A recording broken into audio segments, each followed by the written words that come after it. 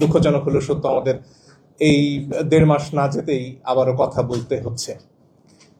সরকারে যারা আছেন, হাসনাত বেশ লম্বা করেই বলল, আমরা তো কোর্টে থেকে বা টকশোর আঙিনায় দাঁড়িয়ে এগুলো খুব সহজে সামনে থেকে দেখেছি।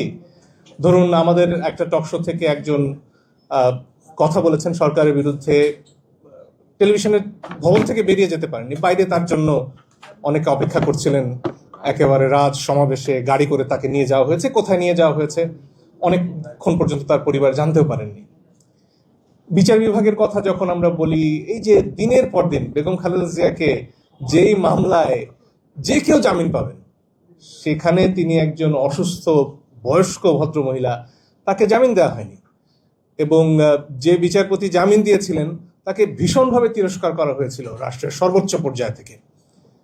তো সেই বিচার বিভাগ স্বাধীন করার জন্য কত কথা বলেছেন বিএনপির নেতারা, দিনের পর দিন বলেছেন। সেখানে বহু পুরনো রায় আছে, মাজহার হোসেন মামলার রায়, যেখানে বারবার বলা হয়েছে বিচার বিভাগকে কিভাবে স্বাধীন করতে হবে।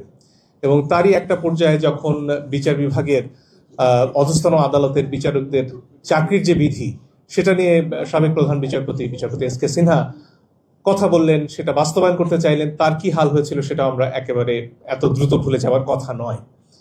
তো সেই যখন অবস্থা, সেখানে এত বছর পরে, এত লড়াইয়ের পরে একটা বিচার বিভাগের সচিবালয় হলো, সেটা কাজ শুরু করলো, প্রথম সচিব নিযুক্ত হলেন। সেখানে এসে সেই আইনটা এখন বলা হচ্ছে, সেই অধ্যাদেশটা আর অনেক নাকি যাচাই বাছাই করতে হবে। অনেক কিছু যাচাই বাছাই প্রয়োজন হয়নি। যেমন ধরুন স্থানীয় সরকার নিয়ে যে 4টি অধ্যাদেশ হলো, 98টির মধ্যে সেগুলো থেকে গেছে একেবারে অবিকলভাবে, যেখানে সরকারকে অসীম ক্ষমতা দেওয়া হয়েছে একজন নির্বাচিত জনপ্রতিনিধিকে সরিয়ে দেওয়ার জন্য। সেটার কিন্তু কোনো পরিবর্তন হয়নি। সেটার যাচাই বাছাইয়ের একদম প্রয়োজন মনে করেননি আমাদের বর্তমান সরকারি দলের সংসদ সদস্যরা।